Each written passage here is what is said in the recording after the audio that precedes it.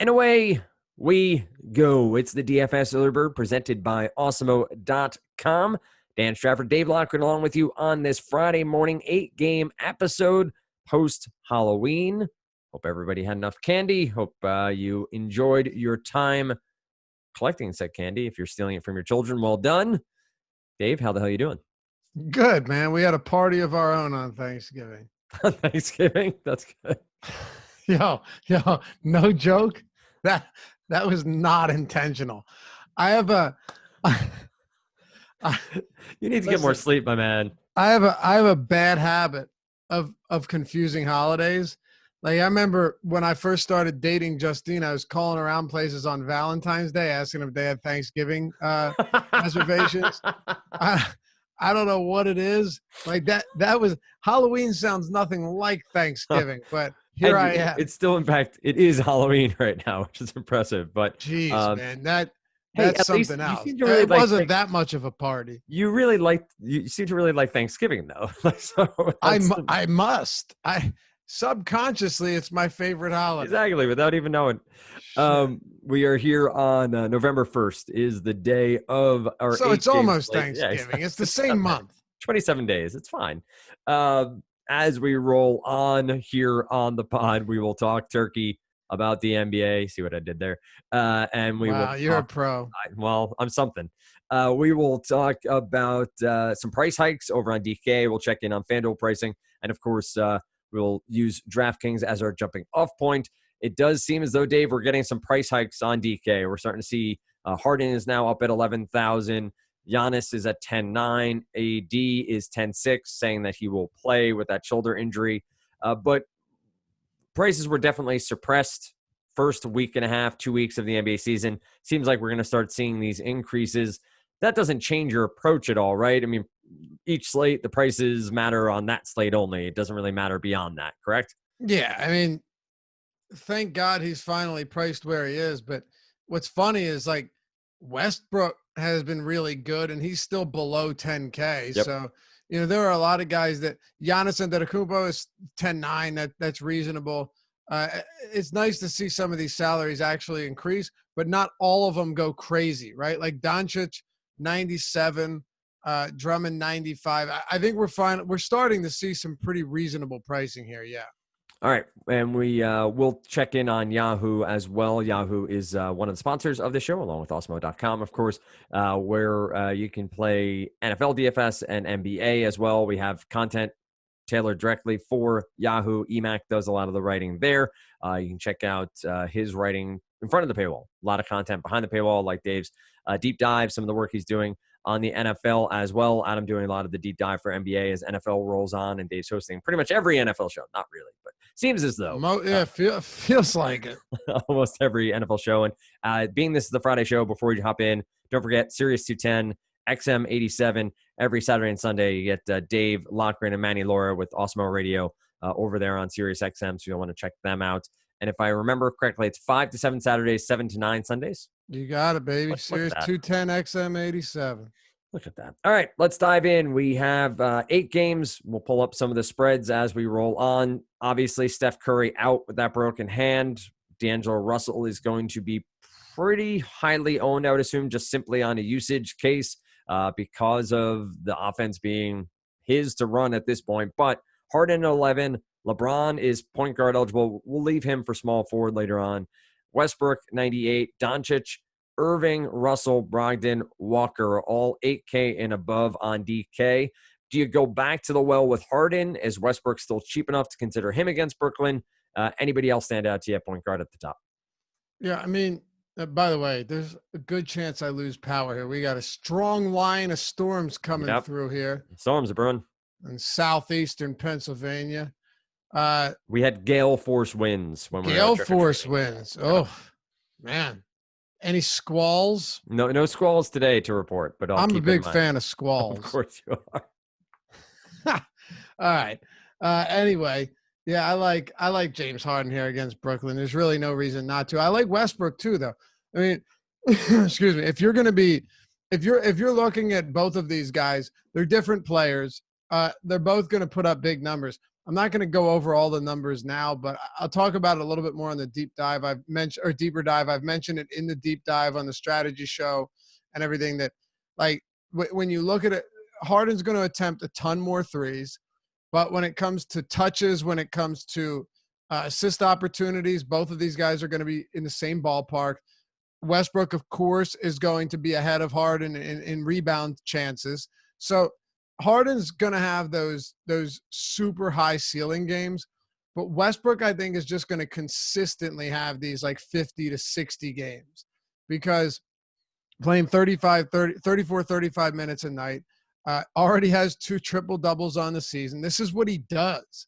And it hasn't changed at all with Harden alongside him. And look, Paul George was in OKC. He played with Kevin Durant. So it's not like playing with another good player is going to make Russell Westbrook irrelevant. It's clearly not the case. Sub 10K, I still think Russell Westbrook is more than reasonable here. Why would he not be? Brooklyn playing at the 8th fastest pace to start the season. It shouldn't surprise anyone. They played a fast pace under Kenny Atkinson last year. Defensively, they are bottom 10 so far. It's still very early, but we're getting some numbers here. I think both of these guys, of course, Harden shooting guard eligible on FanDuel, but both of them are viable. Do I want to pay to put both in the same lineup? Maybe not, but I mean, think about this, and I haven't built any lineups yet, but Harden had 79 fantasy points last time. Russell Westbrook had 57. Granted, that game saw like 320 points in regulation. The craziest thing you'll insane. see. Yeah. Yep. 317 points in regulation. Get this, dude. 90 attempted threes, 90 attempted three-pointers. And right? was it 47 of 90? Was that the number I saw? Or 43 of 90. 50%. Yeah. 93s. Yep. Like, and if I'm reading correctly, the Nets on the year, and again, this is a very small sample, are giving up the highest percentage on three-point shooting to start the year. Yeah, which is weird because last year the Nets had done a really good job of Kenny Atkinson had really like emphasized not giving up three-pointers, right? So you're right, 43.3% this year. It's the highest in the league. Last year, the Brooklyn Nets allowed the 3rd lowest three-point percent, really the 2nd. It was tied with Houston for the 2nd lowest three-point percentage in the league. So that's interesting to me. I think you'll see it settle somewhere in the middle when it comes to what type of offense or defense they're working with. Like Taurean Prince is a good defender. They haven't changed that much to the point where I would think that, having Kyrie Irving in over D'Angelo Russell is going to make a difference. So I do expect them to get a bit better there. But early on in the season, they've been hemorrhaging three-pointers. And let's see. So what's important when you're looking at something like that, by the way, is what type of volume are we seeing from the three-point line, right? They're allowing the 7th fewest three-point attempts this year. So the percentage is high, but they're clearly dissuading teams from taking as many. And there's a fast-paced Brooklyn team. So I think we're seeing similar to last year. Teams still aren't taking a lot of threes against them.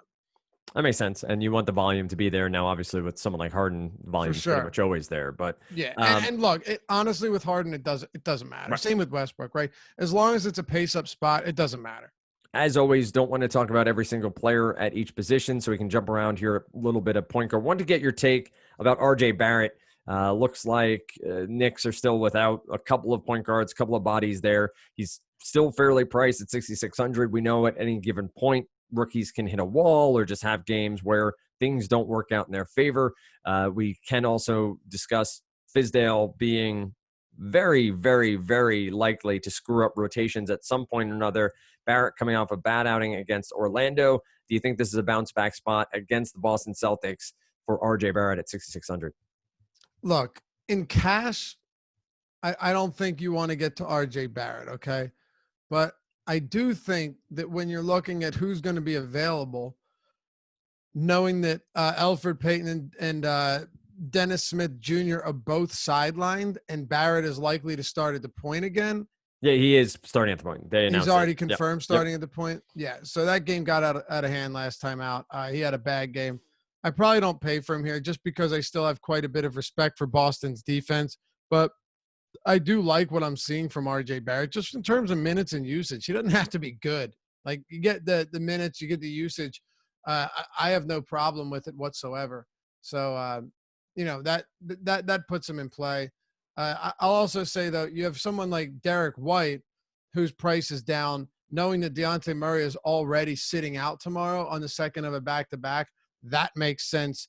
There is a decent amount of value here. Markelle Fultz against Milwaukee. I certainly don't love it, but at a discounted price point, I think he bounces back from that last time out. And you already mentioned it with D'Angelo Russell. I mean, first of all, Greg Popovich is outstanding at kind of eliminating the opposing team's top player. But I don't see any reason why D'Angelo Russell doesn't see a ton of shot volume across like 34 minutes. We shouldn't have a line on this game yet, do we? We do. That's surprising. You got a game in progress. San Antonio by 6.5, 225 total. The Spurs, by the way, Dan, you might find this interesting. Playing at an elevated pace this year, they were actually like a bottom 12 defense last season without Kawhi Leonard. This year, playing at a top 10 pace, top 11 pace, and defensively 107 defensive rating, which is 16th in the league, so right in the middle. I think D'Angelo Russell should be fine. That price tag, though, is a little bit prohibitive because if you're going to pay 89 for him, you're probably better off just paying 97 for Doncic against the Lakers or 98 for Westbrook against Brooklyn. Russell, 9,400 over on FanDuel, where he is shooting guard eligible. I will point out, for those of you who are looking just simply to save salary at point guard, Tim Frazier should get some minutes again here with, I believe, Reggie Jackson out once again for the Detroit Pistons. Didn't travel for the 2-game road trip. So, yes, Jackson is out. If you're really looking to go bottom of the barrel, you have Langston Galloway, Frazier down there. See who you like a little bit more and run them out. Galloway with a decent game on the 30th, 26 minutes, 17 points for the Detroit Pistons. Shooting guard is up next. Obviously, you have Harden, Doncic, Russell. We're going to talk about a lot of the same names, but anybody you want to call out at shooting guard who's maybe shooting guard small forward, or somebody we didn't talk about at point guard like a Brogdon or a Mitchell or a Zach LaVine as a potential target here at the 2? Let me see here. I don't really have a lot of faith in somebody like Eric Gordon. You know, if this team's going to be jacking up that many 3-point attempts per game, maybe once in a while he'll have a decent start, and he is playing a lot of minutes, but he is completely irrelevant outside of being able to score. Derek White is eligible at shooting guard. I think, you know, one guy that's probably worth talking about is Jordan Poole. Will he get more minutes here? Shooting guard, small forward, eligible. With Curry out, is D'Angelo Russell going to inherit a lot of those minutes at the point guard position and then see Poole just soak up a lot at shooting guard? I think it's very possible. I mean, you know, Alec Burks has played one game. He'll probably get some opportunities, but Poole had already been seeing some pretty good runs. So that might be a spot where he plays, you know, 28, 29 minutes. It'll be interesting to see what Steve Kerr says, though, because Alec Burks could be one of those guys. I don't love the matchup, but it's not bad. And at this point, man, there's no Klay Thompson. Kevin Durant's gone. Stephen Curry's out. While this is a bad team, no question, there's also the fact, simple enough, that it's professional basketball and someone has to take the shots. Exactly right. And I think that's somebody to bring up. I mentioned Reggie Jackson being out. He's not playing a ton of minutes, but Derrick Rose is being Derrick Rose to an extent. And this is a guy that we at least have to consider at a price point of 5,700. It's not sexy. It's not somebody who's going to give you 35, 36 minutes, but from a GPP or tournament perspective, you have tons of upside at 5,700 on DK. He's came out of the game on Wednesday with hamstring tightness, so that is a bit of a concern if you want to worry about future injury. But with Reggie Jackson out, he is a usage monster while on the court. Remember, that is right-sized for minutes played, so you can't really take it as an exact science, but 34.8% on the usage this year. That's behind Harden, Leonard, Trae Young, and Kyrie Irving. The rest is less than him. So Anthony Davis, Joel Embiid, he is 31. He's not 38, 39, as old as it feels he is. If he could be a guy to give you 26 to 28 minutes here against Chicago, which has had a good defense, but again, to Dave's point that he just made, the thing that matters most is where the shots are going to come from. And in this roster for the Detroit Pistons, you have, of course, the center spot with Andre Drummond. But beyond that, who's taking shots for this team? Derrick Rose is going to be somebody who has an opportunity to put up shots when he's there. You even have Markieff Morris listed as questionable, another guy who will shoot from time to time. So I don't love it. I'm never going to be a huge fan of Derrick Rose because of the limited minutes. But I think there's enough upside here that he's at least worth mentioning and somebody to do a little bit more research on as we go through on Friday. Dave mentioned the deeper dive before. That's at 5 p.m. every day. Dave and Adam, typically your tandem there. You get Live Before Lock with a rotating cast of characters from 6 to 7 Eastern time, get you to lock. Now, depending if a different lock time, you'll see them at a different time. And we have the NBA Strategy Show every Friday morning over on YouTube. All that's free. It's in front of the paywall. Subscribe, like, leave comments. Leave a comment on this show on YouTube. And, of course, hit that alarm bell so you know we go live. Dave, ready to move on to small forward? Yeah, and by the way, when it comes to Derrick Rose, that you were talking about Derrick Rose, Yep. so I had to step away. We got wild thunderstorm here. My dog's scared shitless of him, so I wanted to make sure she was good. I'm telling you, she's a pit bull, man. But they hate the thunder. They can't handle it. Yeah, Derrick Rose should play in this one. The only thing I hate is I hate that he's only playing 26, 27 minutes, but you get him out there. The fact that he can get up 20 shots in that amount of time, yeah, I can understand it. Anything else here? The one guy I didn't mention was Malcolm Brogdon. I said that by the end of the week, by the end of last week, he would be 8K, right? I didn't know he'd be 8,800. That's getting steep, but against Cleveland, Malcolm Brogdon's looked awesome. And when you talk about is he getting lucky? Are these legitimate numbers? Is this something? Because you and I have been doing this for how long now? Like 6 years. Yep. One of the things is it's not just is he playing well? It's is this sustainable? Well, 26% usage is sustainable, and we've never seen him without Giannis Antetokounmpo anyway. So, or without Bledsoe, or without Middleton. We're seeing what he can do without these guys, and it's really amazing. So I'm on board. I think that's still a little bit too much because some of the higher guys like Doncic and Westbrook aren't that far off, but he's got a 50% assist rate. Even if that comes down to 40%, you're still getting very solid numbers night in and night out from Malcolm Brogdon. He's running this offense, and it's very clear at this point.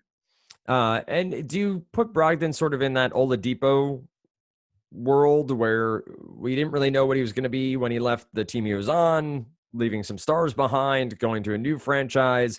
And then do you have a ceiling for Brogdon at this point? Is it 8,800 or too much? Or do you think you're just going to see how this flows and see how your lineup construction comes together? You know what it is, honestly? I think I'd be lying if I said, yeah, I know that this is too much, or it's not enough, or it's just right. I think really we have to wait and see. Is Brogdon going to keep this up? And if he does, then yeah, this is like what we should expect from him. But it's just still very early. Brogdon's a very good player. There's no question about it. But is he good enough to maintain a $9,000 price tag? I mean, think about it. The guys that have those type of price points, you're talking about Luka Doncic and Kyrie Irving. It takes a lot to get there and to stay there. Is it possible? Yeah, I think it is. But I'd be lying if I said I was totally convinced that this was going to be the case. But from a potential assist standpoint, Malcolm Brogdon's averaging 19.8 potential assists per game. That's second behind only Russell Westbrook. And here's one thing that I found very interesting. You probably will as well. Touches per game. Who's really involved? Malcolm Brogdon is tied with LeBron James with 92.3 touches per game. And last one here, I'll do you one more.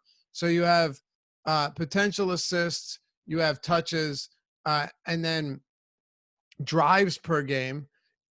That might not seem like an important stat, but it is, because getting easy buckets or kicking it out for opportunities as passes. Malcolm Brogdon is 4th in drives with 18.3. So all of these numbers are up there with the elite guys. If he can hang up there, then yeah, he's going to be worth every cent.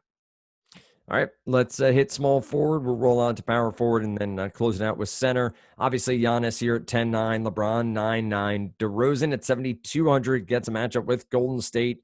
He's had decent usage on the year, clearly has the opportunity to put up some big numbers. Jason Tatum at 7K. So a top end that has some talent. Overall in this position, anybody stand out? Who are the names that you want people to focus on as they're doing research on Friday? I mean, if you can get to Giannis, then, I would suggest going ahead and getting to Giannis. They're only 4.5-point favorites in a 216 total game. By the way, have you thought that if Brogdon's this good, maybe he should have been more involved in Bledsoe? Sure. Right? Like, I don't know. It's a weird dynamic because Giannis is just going to control everything, and he should. But man, you wonder, hey, would this team have been better if they staggered minutes with Brogdon and Giannis Antetokounmpo? Was it just that Brogdon needed another year to improve? I don't know. I guess we'll find out. But, yeah, Giannis here against Orlando is a great play. Not worried about them being able to defend the paint against him. That's one of the biggest things with them or with Giannis. Points in the paint. He's going to lead the league or be right around the league lead in points in the paint every single year. That's what he does. And that's why you love him, because he makes it very easy to produce. He's averaging 15 points in the paint per game this season. Only Drummond, Tristan Thompson, and Sabonis, or Drummond and Thompson, are ahead of him. By the end of the year, Giannis, as he's done, will probably lead in that category as well. A high usage player, assist rate, rebound rate, everything is up as it should be. If you wanted to play Giannis at this price, then I would suggest you go ahead and do so. Points in the paint allowed for Orlando this season. Let's just take a quick look here. 3rd fewest. So let's see if that changes with Giannis coming to town. Right.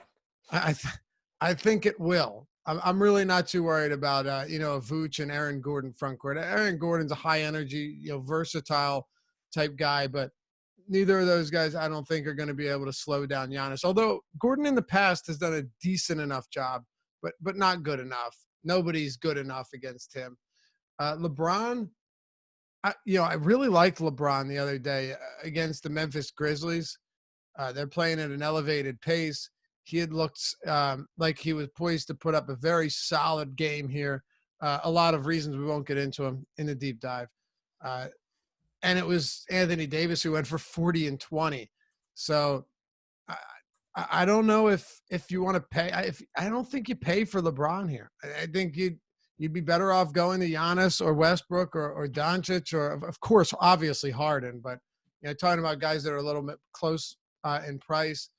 Dejounte Murray, by the way, keep this in mind. Dejounte Murray is out for Friday's game, second of a back-to-back, returning from that ACL.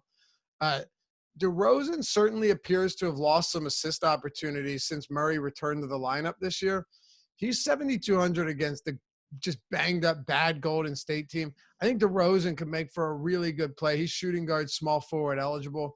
And if he comes in with low ownership, I'm definitely interested. Even if he doesn't, I'd still have quite a bit of interest there. I think that price point is right around where he should be, and I'd be all right with getting to that. Name I want to throw into the mix if the pace of this game is as high as we think with Westbrook and Harden on one side. Taurean Prince is 4,900 on DraftKings. He's had a pretty good start to the season on the boards. There should definitely be some missed shots here and has gotten pretty decent minutes. He's 41, 33, 30, 27, trending in the wrong direction. I'll admit that. But somebody that I might put in the back pocket in a high-paced game at a cheaper price point to have some upside. Anybody on the cheap end for you that stands out or ready to roll on to power forward? I talked about a couple of them at small forward or shooting guard, so probably not. Otto Porter's price keeps coming down, reflecting his fantasy production, right? But at the same time, if he's going to be giving us 30 minutes, I'm all right, getting the sum of him. And let's see here. So Otto Porter played 32 and then only 27 minutes last time, but he's very cheap. He had a strong game, his best of the season. I don't expect him to be as bad as he has been, honestly. Like, there's no John Wall anymore. There's no Bradley Beal. It's Zach LaVine and like Wendell Carter Jr. It feels like he should be more involved in this offense, and I think he will be. So as a tournament option at 4,300, it does make sense. I talked about Jordan Poole as well. Outside of that, that's probably where we end. Daniel House just as a product of this offense, right? Like, he played 29 minutes, then 37, 30 minutes. Had a big game last time out. Daniel House at this price, because this game should just see so many points, is probably a decent value play again. Whether or not he's a good player is one thing, but they like him. And we saw that last year. They like him in Houston. Mike D'Antoni wants to use him, and they've been starting him. Not a crazy bet if you're playing, if you're getting 30 minutes from him in a game that might see, 280 regulation points. Hey, Eric Gordon, if you could do anything else on the basketball court, like a rebound here or there, or steal, maybe an assist or two, you'd actually be halfway decent for daily fantasy sports. And that has not been the case, man. I mean, what a disaster. 30 minutes last time out, 5 for 13, 5 of 13 for 3, and just 19.75 draft. It's crazy, isn't it? Like, he could legitimately, I'm not joking, he could play 48 minutes in 82 games this season and average 20 fantasy points. Amazing. All right, let's talk power forward, and then we will talk center and be done. Let's take a look here. We have Giannis, we have AD, Kevin Love, Sabonis, Porzingis, Draymond Green. Could be a one-man show there for Golden State, along with, I laugh because I love you, Draymond. It's fine. Julius Randle. He's in trouble. Oh, he's in tons of trouble. Lots to like here, power forward. But, I'm sorry. I just pulled this up on Pinnacle. Do you know what the total is for Houston and Brooklyn? I haven't looked. I will say it's 231.5. 240 and a half. Holy. That's crazy, Dan. Especially That's when crazy. I mean, over-unders have been a little suppressed to start the year. That's right. Yeah. We haven't seen any wild ones. We've seen 240 once or twice in the past, but 240 and a half. Brooklyn. I mean, wow. You really could play Westbrook and Harden in the same spot. And are we playing Kyrie? We didn't talk Kyrie.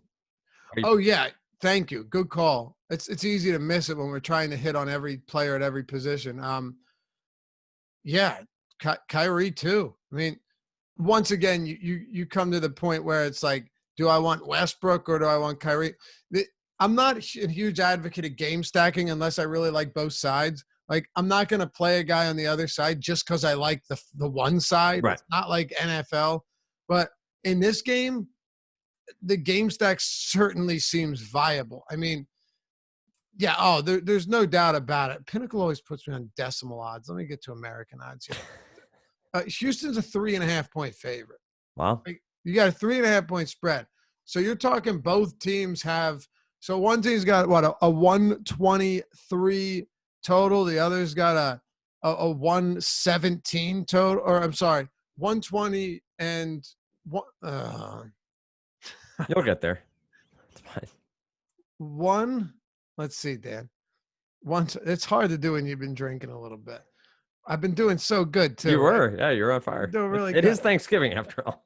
So if it's 120 and 120, right? That'd be a pick 'em. Right. We'd be at 240. Yep. So 122 to 118. You lost me. 122 to 118. Yeah, there you go. All right, so 240. No, that's a 4 point spread, bro. Oh, right. What is it? 3.5. Well, let's go with 3. So 121. Yes. 121 and 122 and 119. No, that doesn't work either. You have to do the half point. That's why. I mean, it's 120 and a half and 118 and a half. Nope. This is the best segment ever. 121 and a half and 118 and a half. Got it. There it is. Bang. Oh. Bang. Hey, that's a lot of points. That's a lot of points. But in all seriousness, I'm glad you brought up Kyrie, because you think about it like this, right? And obviously stars and scrubs is a viable approach. If you had Harden and Westbrook and they both hit their value, or they both have like ceiling games, there's a pretty good chance that they played all 4 quarters, right? 35 minutes each or whatever. And there's a pretty good chance that the reason they did that is because on the other side, Kyrie Irving had a monster game. So no, you're right. And if you could find a way to do that, that could be a huge spot in what's, I think, got to be the highest total game we've seen all season, right? Has to be. Yeah, I haven't seen anything higher than that. I know, obviously, I haven't looked at every single game every single day, but I and can't imagine Irving's had just monster games so far. So I don't see why that changes. I don't see why he attempts less than 25 field goals in this game. And as an elite 3-point shooter, if Irving attempted 15 threes, honestly, would you be surprised? No. Right. Yeah, no, I think this is going to be a fun game to watch, and hopefully it does become the track meet that it seems like it's being projected to be. Let's talk some power forwards and some centers. We can mix these and match them, obviously, because so much MPE. Mentioned Giannis, Love, Sabonis sort of went through the top end here. You have some matchups for a guy like Draymond Green. Could be an upside matchup depending on how you look at it, but just no offense around him. Have to take him off the possible list of potential plays here. Anybody top end that you like, or are you maybe finding your way down a little bit to save some cash at power forward? Yeah, I mean, the guys, like we already went through Harden and Giannis. He's eligible as power forward, but we talked about him at small. Russell Westbrook, Doncic against the Lakers, who, by the way, are playing at a crawling pace this year. He does enough, though, to where I wouldn't be worried about it. Lakers are only 1.5-point favorites. And then Irving, who you had just mentioned. At power forward, though, I don't know if, do you get to Anthony Davis here? I think probably not, because as good as he is and as high a ceiling as he has, I'll throw it back to you. Are you playing Davis over Harden? I don't think I can do that today. It feels like this is a spot where you run Harden out in the 240 total game. One team has a 121.5 total. The other has a 118.5, by the way. I mean, power forward to me, you mentioned Daniel House. I think he's reasonable here. I think someone like Rashawn Holmes for Sacramento is in a decent price point at 5,500 that I'm not too scared about him completely screwing my lineup.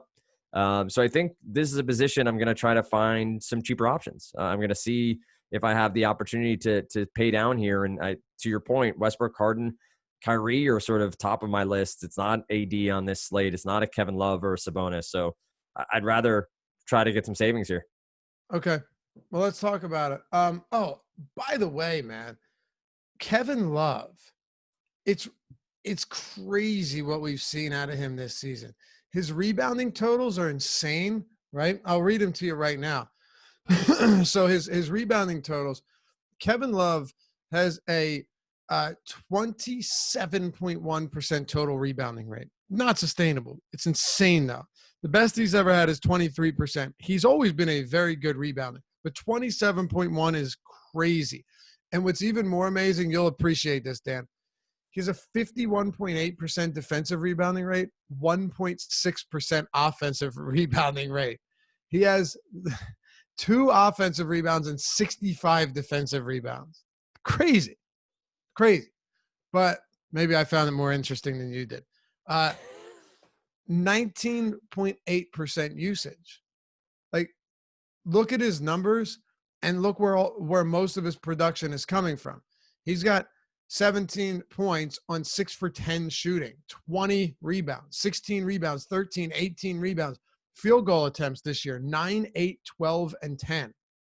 And you might argue, oh, well, is he getting to the free or the charity stripe? Not really. 5, 2. He had a 9 spot, 4. His usage is, and by the way, that's factored into usage anyway. He's getting up some threes. He had 10 in one game, but 9,300 Kevin Love seems insane when he's got a sub 20% usage rate, even if he's rebounding this well. Tristan Thompson has shouldered a pretty heavy offensive load. Do I expect that to continue? Not at this clip. But how about this? 16, 11, 18, and 19. You'd think those were Kevin Love's field goal attempts per game. But it's Tristan Thompson, who's had 23 plus real points in 2 of 5 games and 15 plus points in all 4. And Thompson hit a 3 this year. I mean, come Crazy, on. right? Oh, yeah, that was all over Twitter, wasn't Yeah. it? Yeah. And Kevin Love's reaction to it was fantastic. Aldridge's cheat, though. Quick point. Sorry to cut you off. A quick point on Draymond Green, though. I know a lot of people are going to be like, yeah, man, it's Draymond Green. I can't wait for YouTube chat tomorrow during the deeper dive in the strategy show, right? Like, did I sense some sarcasm? You should. By the way, I say this with all sincerity. We have great viewers. I love you all. But you get comments where people just kind of make statements without actually looking into them. Right, with no fact behind it. What's up? With no facts behind it. Right, with no facts behind it. You're still more than welcome to watch the show and hit us with that thumbs up. We appreciate you. But sometimes, think. Anyway, Draymond Green's one of those guys. You're not going to get this like, okay, now he's going to take over, right? If Giannis, Bledsoe, and Middleton all went down for Milwaukee and Brogdon was still on this team, Brogdon would have that role where he could take over as a top playmaker and a scorer, even if he wasn't that great, right? So Draymond Green has played 218 minutes, 219 minutes since the start of 2017 without Durant, Thompson, and Curry. 20% usage rate. 1.15 fantasy points per minute. Yep. That's not bad, right? But it's not, oh my God, I can't wait to see what he does with these guys off the floor. Because he's a great passer, but you're not bringing it up the court and then,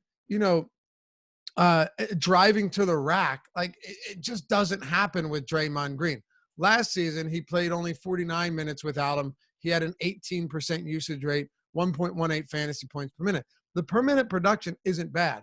Just understand that he's probably going to be pretty similar to the guy that we've seen for the past couple of years, maybe a slight uptick, but not a all in. Now sites preemptively priced him up because Curry's out, and I'm more than willing to pay that. I think you have to temper your expectations when it comes to a guy like Draymond Green. His per minute production will go up because he'll have more touches and more assist opportunities, but don't expect the usage to go up much at all. All right, let's talk some centers and say so long. You have tons of talent here, obviously, at multiple price points. Drummond is 95. Kevin Love, you have Vucevic at 9K. Rudy Gobert is 7,800, skipping over the MPE guys for the most part here. Clint Capella gets this Brooklyn matchup at 7,400, would seem to have a ton of upside with rebounds and lobs available to him. Tristan is 6,800. Then you get into Brook Lopez, Mitchell Robinson. Enes Kanter is out for Boston. Keep that in mind. Dwight Howard is 4,700, has been getting pretty much 19 to 24 minutes for the Lakers to start the year. Had one monster game going 8 for 8 from the field, 10 rebounds, 16 points. Anybody you want to point out here at center before we close out the show? What do you think of Andre Drummond at 9,500? Can you get there? I think that's really the question. I think against the Bulls, he makes a ton of sense. I don't think that's where I would start any of my lineup construction. I do want to be on Harden or Westbrook. So if I'm taking one high-priced guy, that's where I'm leaning. But I think Drummond makes a ton of sense as I guess learning from Alex, talking to you, Josh, Adam, ownership matters here, right? From the top end of the player pool, if Drummond is woefully under-owned, I could see him having a gigantic game here that could give you enough upside in tournaments where necessary. Yeah, so I could see it, but I wouldn't do it in lieu of James Harden. Once we get ownership and it's like, you want to go there over Doncic, maybe even Westbrook, but as good as he is, and I know he had that monster game to start the year. I'm a huge Andre Drummond guy. I love this guy. I think, he's coming off another 2020 game. Like if you can get to Harden here, knowing that Harden's got that, literally Harden has 100 fantasy point upside, Like, he's done it, right? Didn't he posted 100 spot or at least a high 90s? There's high 90s. I don't know if he hit actual 100, but it was up there. Did Davis hit 100? I thought someone hit 100. David AD hit 100. He did, right? Yeah. But I mean, if Harden drops 90, it's like, man, what a game. But you're not blown away by it because he's done it before. As good as Drummond is, you're not going to get that. So just on a slate like this, again, that Houston-Brooklyn game is so compelling that I probably don't get there, but I wouldn't blame you just because, 30-20 games are in the cards for him. Clint Capella is interesting too. Just another guy from this game. You get 30, 31 minutes out of him, and you probably feel pretty good about it. The rebounds are the only thing I don't love. I mentioned it the other day. Russell Westbrook is literally leading this team in rebound chances again. So when everyone talked about, Steven Adams, just let him do whatever he want, right? Let him stat pad. Yeah, okay, fair enough, fine. Maybe he did. Well, here we are again, and Russell Westbrook's leading another team in rebound opportunities. So I don't know. You tell me. Is that the case, or does Westbrook just swoop in from wherever the hell he wants? Yeah, does he crash the board? Yeah. What's up? Does he crash the boards? Like, yeah. Last game changed. Now Capella's above him at 17.5, but Westbrook's at 16.8. Not to mention Westbrook averaging 12 rebounds per game. Capella at 9.3. Westbrook leads the team by a mile. So, I mean, that's just who he is. That's just what he's going to do. I still think Capella's interesting, but maybe not to the same extent. LaMarcus Aldridge against the Warriors at his price is okay. Usually you have a lot of value here, but you don't have a ton. I'd love to start rostering Wendell Carter Jr., but the foul trouble for him is a serious issue, and I don't like projecting foul trouble. But against Andre Drummond, I do worry that this could be an issue, even battling for boards or trying to handle Drummond around the basket. That could get pretty ugly. It's not that deep of a position on DraftKings. You might look to get some of the power forwards in there at center and not have to worry about it. If Daniel Tice plays 25 minutes, I think that works. But it's not a great position. Usually we have pretty good value here and pretty good stuff up top. But I guess we'll have to wait and see what shakes out with some of these injuries. All right, it's that time for 9K and above. Vucevic, Love, Drummond, Doncic, James, Davis, Antetokounmpo, Westbrook, Harden are available players. Oh, and Kyrie. I missed Kyrie there at 9K flat. Who are you building your lineup around? You got to start with Harden here, right? Kind of hard not to. And there were people that were opposed to playing Harden last time out. And then, maybe he has a good game and they say, oh, well. I missed it. What's up? I missed it. I missed the one good game. I can't play I missed it, but process matters. Your process was wrong. Oh, sure. And well, no, I mean, seriously though, this is why I say this. Dude, he shot 32 threes in those 2 games prior where he was just okay. 5 for 32. You expect that to continue, right?